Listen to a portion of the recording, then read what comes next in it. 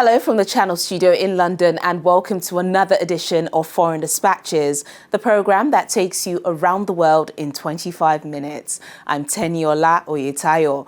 On the programme this week, Ukraine observes day of mourning after deadly Russian missile strikes, plus protests held across Israel to mark 9 months of Gaza war.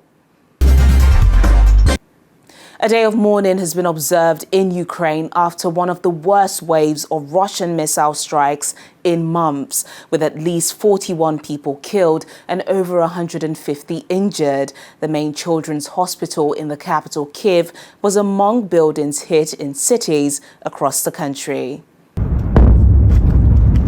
In a rare daytime attack, Russia launched a barrage of missiles on cities across Ukraine on Monday. Dozens were killed, according to officials.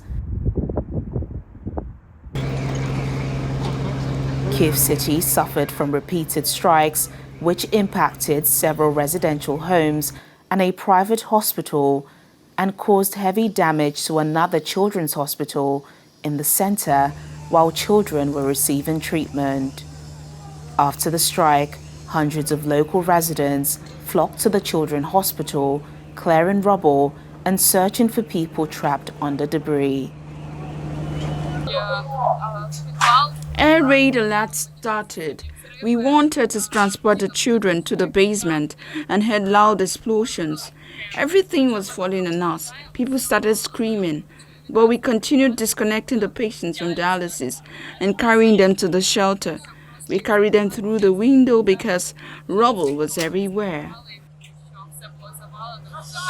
This mother ran out of the building carrying her young daughter.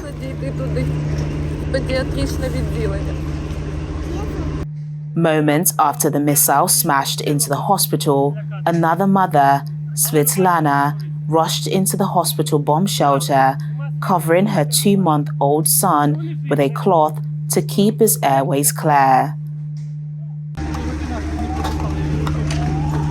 The government called a day of mourning on Tuesday for what is one of the worst airstrikes of the war, adding that Monday's strikes showed the urgent need to upgrade its air defenses.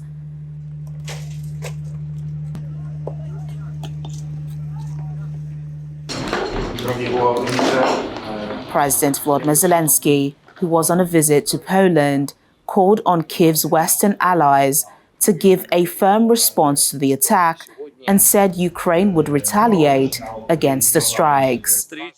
Це важливий момент для нас усіх. The Russian Defense Ministry strongly denied the allegations, stating that it had conducted a group strike by long-range precision weaponry on military industrial infrastructure and air bases in response to Ukraine's own attacks on Russian infrastructure. However, the UN said it was highly likely Moscow was behind the blast. We're here today because Russia, a permanent member of the Security Council, the current rotational president of the Security Council, attacked a children's hospital. Even uttering that phrase sends a chill down my spine. Russia attacked a children's hospital in broad daylight, killing and injuring children. Chilling. I call on Russia again to end its aggression against Ukraine and immediately, completely, and unconditionally withdraw all its forces from Ukraine's internationally recognized borders and stop killing Ukrainian children. On July 8, from 9:40 a.m. to 10:40 a.m., the photo shows the trajectory of the missile from the moment it entered the airspace of Ukraine and the moment it struck the hospital building.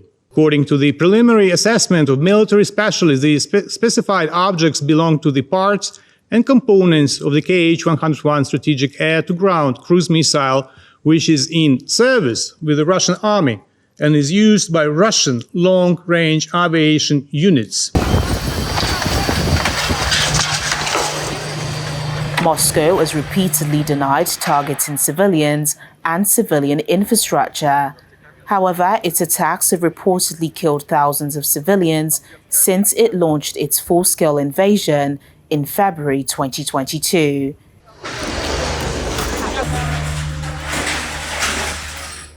This one came a day before leaders of NATO countries began a 3-day summit in Washington, with the war in Ukraine high on the agenda and further boost to the country's air defenses announced at the meeting.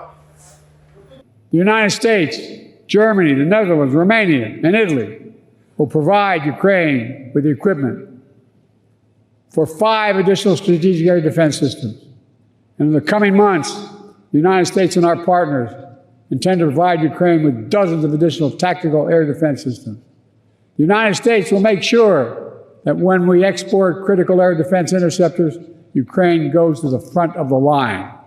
Russia's war against Ukraine is the biggest security crisis in generations. Ukraine has shown remarkable courage, and NATO allies have provided unprecedented support. But let's be honest, not even our support for Ukraine has been a given. It is not straightforward, because our support comes with costs and risks. It will also embolden other authoritarian leaders in Iran, in North Korea, and China. They all support Russia's brutal war. They all want NATO to fail. The Ukrainian president has been urging Western allies to step up deliveries of air defenses for months amid increased Russian attacks.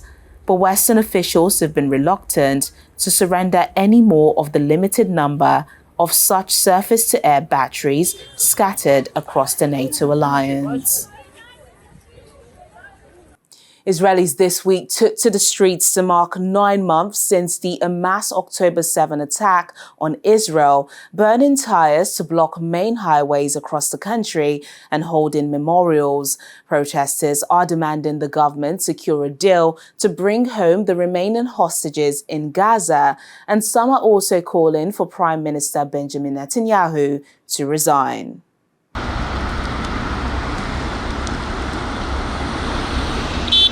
Israel protests began at 6:29 a.m., corresponding to the time that Hamas militants launched the first rockets towards Israel last October the 7th, an attack that killed 1,200 people and led to the capture of about 250 hostages. The demonstrators took to the streets, blocking rush hour traffic at major intersections across the country. They briefly set fire to tires on the main Tel Aviv-Jerusalem highway before police cleared the way. So we're pretty close to Gaza Strip, and a lot of people that were here are part of the community that was injured and hurt in October 7.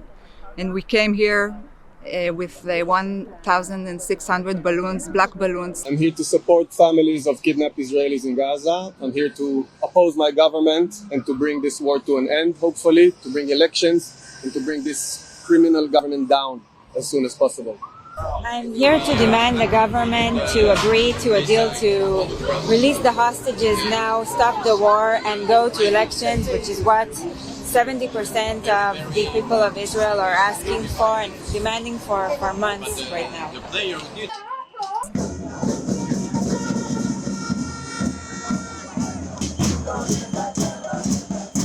Thousands of protesters also gathered outside Israeli Prime Minister Benjamin Netanyahu's private home in Jerusalem, calling for the government to resign and for the release of hostages held by Hamas.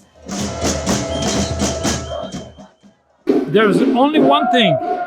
If you want the hostages out, coming back to Israel, if you want the country to become a real country, and not something like bananas republics or something like that, you have to move Benjamin Netanyahu from his position. And that's the only reason that we are here. Most of the citizens here resist the government, don't support the government, and we feel like our leaders don't represent who we really are. And the protests are a way to show our voice the best, to show our voice to the leaders, show our voice to the world, and let everybody know that this isn't the government that represents us, that Bibi Netanyahu doesn't represent us, and that we want change, we want to vote again, we want new leadership. Lishay Lavi says she wakes up each morning and finds it increasingly difficult to count the days since her husband was taken hostage by Hamas in last year's cross-border raid in southern Israel. I always say that I have two parts in my life right now. This is my identity. I am a woman of hostage and that kidnapped. And I'm a mother of two beautiful young daughters. Ronnie, she's now 2 years and 10 months, and Alma already 1 year and 2 months. So this is my job right now, to be a woman of hostage and a mother of two young daughters that see their father kidnapped in front of their eyes. And we are still over there. And I don't have any other options. I have to get up in the morning and take them to the kindergarten and fight the fight of my life to bring them here. And I don't have anything else. This is my job.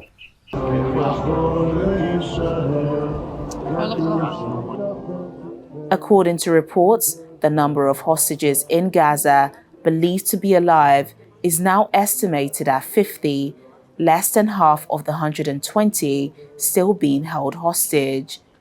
Still, many Israelis are holding out hope for a ceasefire and return of the remaining hostages. I'm here tonight to support my cousin's wife. She gave birth 2 months ago, and tonight the rally is about the mothers. And she gave birth to their orphan son just 2 months ago.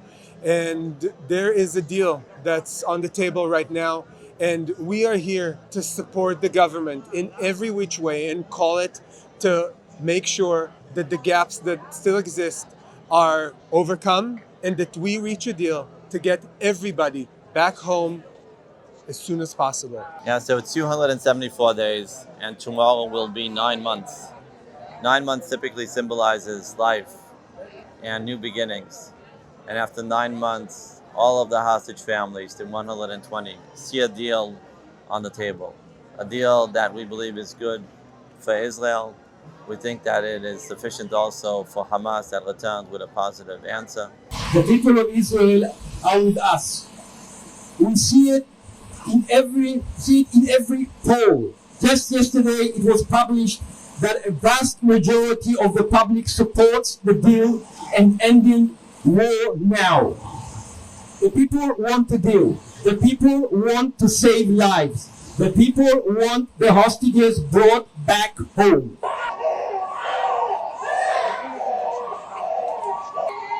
Talks to end the fighting have stalemated for weeks, but two Hamas officials said on Sunday the Palestinian group is waiting for a response from Israel on its ceasefire proposal 5 days after it accepted a key part of a U.S. plan aimed at ending the war.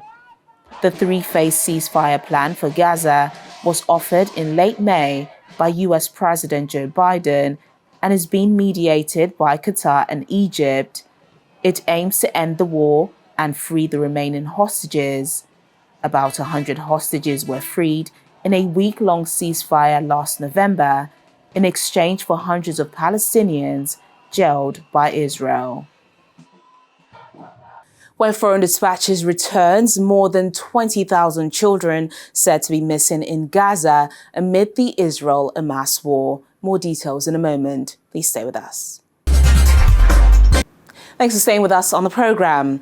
As the death toll in Gaza continues to grow amid Israel's bombardment of the Strip, so too does another figure, the number of missing children. To date, at least 21,000 children are said to be missing amid the chaos of the war, according to charity Save the Children.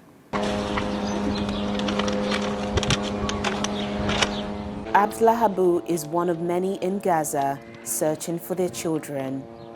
He sets out every morning to post search flyers for his child, Fuad, who went missing after being injured in October 2023. The house was targeted by more than one missile. As a result, my father and mother were killed, and my son and I were trapped under the rubble. Upon rescue, my son was treated by a paramedic, and after that, we don't know what hospital he was taken to. Abdullah says that during his 9-month search for his child, he has encountered similar and more difficult cases of families searching for their children. According to the charity Save the Children, the ongoing war in Gaza has left an estimated 21,000 children missing, with many feared trapped on the rubble, detained, or lost from their families. What we know is that at least 17,000 children are estimated to be unaccompanied or separated from surviving family members, and at least 4,000 children are likely to be buried under the rubble. Children have made up about 40% of all deaths in Gaza. And so if we follow that logic, and we know that at least 10,000 people are buried under the rubble, we have calculated that at least 4,000 children are also likely buried under the rubble, at this point presumed dead. For the roughly 1 million children living in the besieged enclave, the last 9 months have been defined by near constant displacement, death, and destruction. Many are unable to get the nutrients they need as a result of man-made food shortages, creating what the UN and others describe as catastrophic levels of hunger. As we review cases here, a lot of cases in our department, we heard a lot of stories from families. Some of these stories, like Jana and other children who are coming to us with severe acute malnutrition, with complication, and the main causes, as I said before, is the food insecurity and inability to reach food, which make these children for a high risk to have malnutrition. And we also heard other stories from the mothers who's coming to us asking for food because there is no food to provide it for their children, especially mothers who have children from 6 to 24 months of age. This age group are now facing the trying to complementary food. And because there's no variety of food provided in the markets, and the only food that are here is the canned food, so the mother preferred to give their children a special type of milk, which also it's expensive, and all of these factors putting the children in the risk for malnutrition. A group of UN-led aid agencies estimates that around 7% of Gazan children may be acutely malnourished, compared with 0.8% before the Israel-Hamas conflict began on October the 7th. Until now, the worst of severe hunger has been in the north, with a UN-backed report warning of imminent famine in March. But aid workers worry it could spread to central and southern areas due to the upheaval around Rafah that has displaced more than 1 million people and constrained supply flows through southern corridors. Meanwhile, 9 months into the Israel-Hamas war, Gaza's economy lies in ruins and factories and businesses have been reduced to rubble. Local authorities estimate 85% of businesses have been destroyed and the economy will take years to recover. With the destruction in Khan Yunis visible through the shattered walls of this building, these Palestinian tailors are hard at work. Businessman Abu Samar says the aim of this new workshop is to provide employment for displaced people and help the enclave's economy.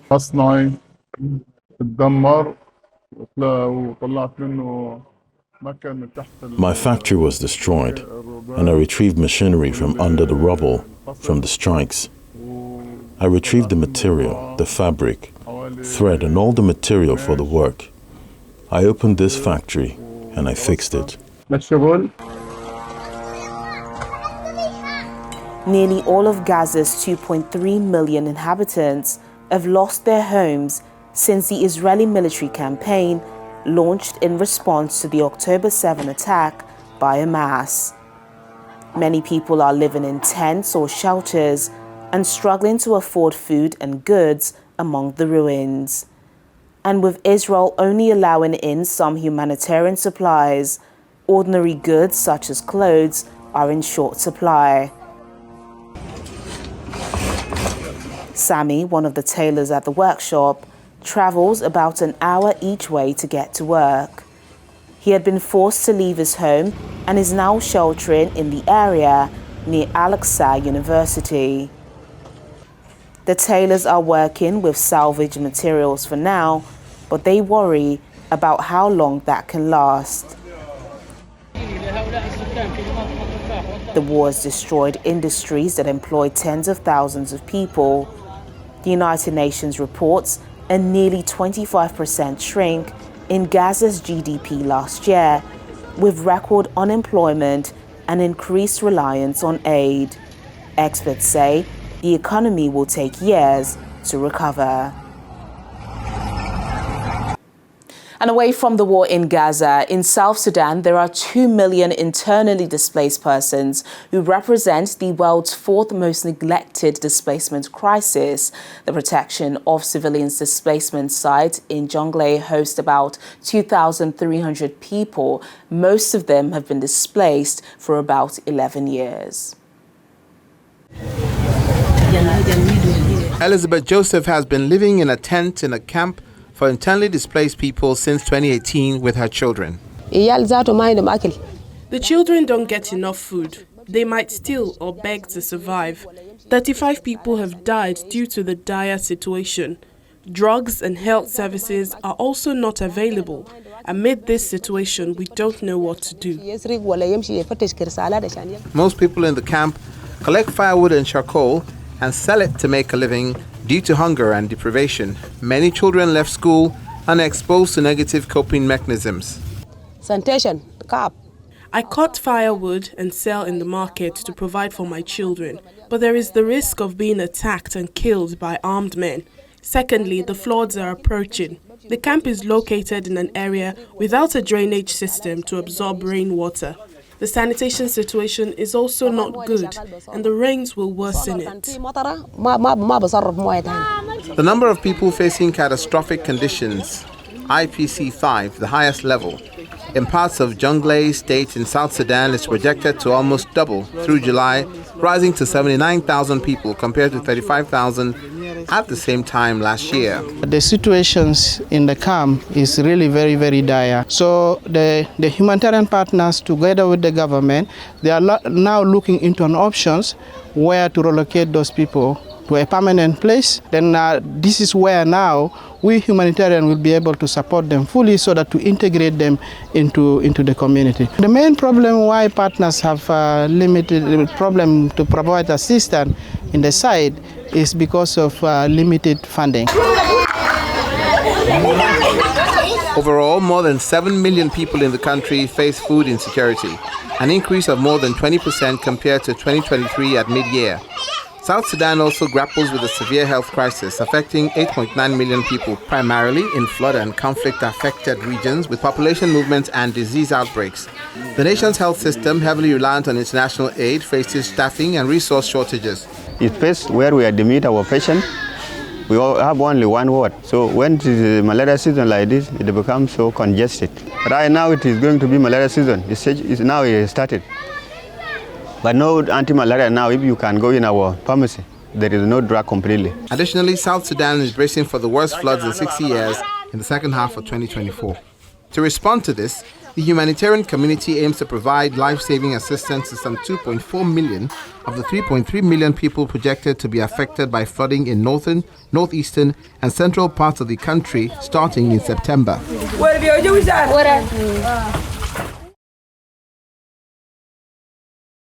And that's the program today. But remember, our top stories are never far away. You can catch them on channelstv.com. Thank you for watching. I'm Teniola Oyetayo. Bye for now.